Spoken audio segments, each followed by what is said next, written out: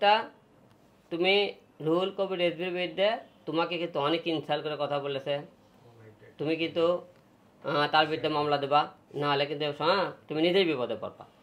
যখন এ কথা বললো যে আমি কোনো কী সমস্যা হবে করে তো আমাকে মামলা দেওয়ার এবং আমার ফ্যামিলিগত সব কিছু মিলে তারা এ কথা বললো।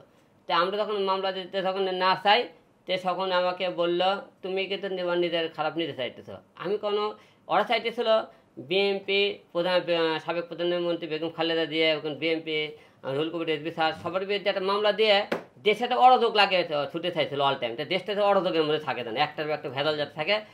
প্রসঙ্গটা হলো রুহুল কবির রিজভীর বিরুদ্ধে আপনারা সবাই জানেন আমি একটা মামলা করেছিলাম, আপনারা সবাই জানেন।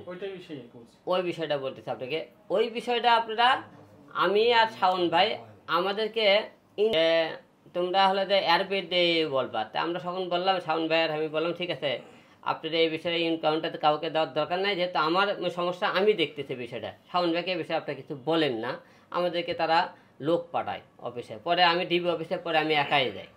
একা যাওয়ার পরে ওখানে কথা হওয়ার পরে আমাকে বললো শোনো দেশের তুমি বর্তমান যে অবস্থা তুমি রুহুল কবির রিজভীর বিরুদ্ধে তোমাকে কিন্তু অনেক ইনসাল্ট করে কথা বলেছে, তুমি কিন্তু তার বিরুদ্ধে মামলা দেবা, নাহলে কিন্তু তুমি নিজেই বিপদে পড়বা। যখন এ কথা বললো যে আমি কোনো কী সমস্যা হবে করে তো আমাকে মামলা দেওয়ার এবং আমার ফ্যামিলিগত সব কিছু মিলে তারা এ কথা বললো। তো আমরা যখন মামলা দিতে যখন না চাই তখন আমাকে বললো তুমি কিন্তু নিজের খারাপ নিতে চাইতেছ। আমি কোনো ওরা চাইতেছিল বিএনপি প্রধান সাবেক প্রধানমন্ত্রী বেগম খালেদা দিয়ে এখন বিএনপি রুহুল কবির রিজভী স্যার সবার বিরুদ্ধে একটা মামলা দিয়ে দেশে একটা অরাজক লাগে ছুটে চাইছিল অল টাইম। তো দেশটা অরাজকের মধ্যে থাকে না, একটার একটা ভেজাল যাতে থাকে।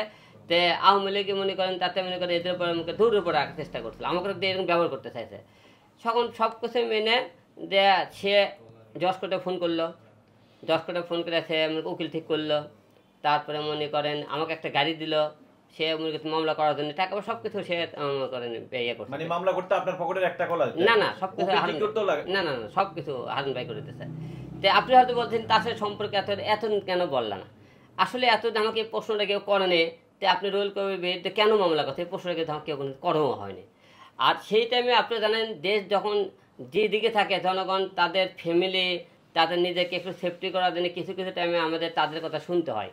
হয়তো সেই টাইমে আমরা জীবনে একটাই ভুল করছিলাম তাদের কথা শুনে। আপনি একটা জানবেন আওয়ামী লীগ যখন ক্ষমতায় ছিল সেই অবস্থায় রানিং অবস্থায় থাকে কিন্তু আমি তাদের সাথে ফাইট করছি, আমি কিন্তু কাউকে থেকে ভয় করি না, আপনি সেটাও জানেন। কিন্তু এই টাইমে এই মামলাটা করার পরিস্থিতি এই আমাদের ভয় ভীতি থেকে সে একটা কাজে করছিল, এই মামলাটা করাইছিল আমাকে। আচ্ছা এটা কি ঠিক করছেন কিনা আপনি? তার কথাতে রাজি না হয়ে কি আপনি মামলা না করলে কি আপনার ক্ষতি হতো? হ্যাঁ ক্ষতি হইতো। কি হতো একটু বলুন। আমার সাথে মামলা দিত, তারপরে মনে করেন আমার ফ্যামিলির ক্ষতি হইতো, সবকিছু মিলে। আচ্ছা যার বিরুদ্ধে মামলাটা করেছেন আসলে ওই পক্ষ থেকে আপনার একটু শুনছিলাম যে চাপ সৃষ্টি আসছিল বিভিন্ন মহল থেকে, আমরা শুনতে পেয়েছি। আসলে এই বিষয়টা আপনি একটু যদি ক্লিয়ার করতেন যে যাদের বিরুদ্ধে মামলা করেছিলেন আপনি। আপনাকে বোঝাতে পারে নাই, আমি আপনাকে বলছি যে আপনি তো মামলা করেছেন রিজভী সাহেবের নামে। হ্যাঁ কিন্তু রিজভী সাহেবের নামে মামলা করার পর রিজভী সাহেবের পরিবার পক্ষ থেকে বা সেই বিএনপির পক্ষ থেকে মানে আপনার প্রতি বিএনপির পক্ষ থেকে অনেক আমাকে গালাগালি করছে, তারা অনেক মনে করে অনেক কিছু বলেছে, অনেক গালাগালি করছে তারা। আপনি রিপ্লাই কি বলেছিলেন? আমি রিপ্লাই গালাগালি আমি করে একটা কথাও বলিনি, ঠিক আছে। তারা অনেকেই গালাগালি করছে, হুমকি দিচ্ছে, অনেক কিছু বলেছে, আমি এটা কোনো কাউন্টার দিইনি।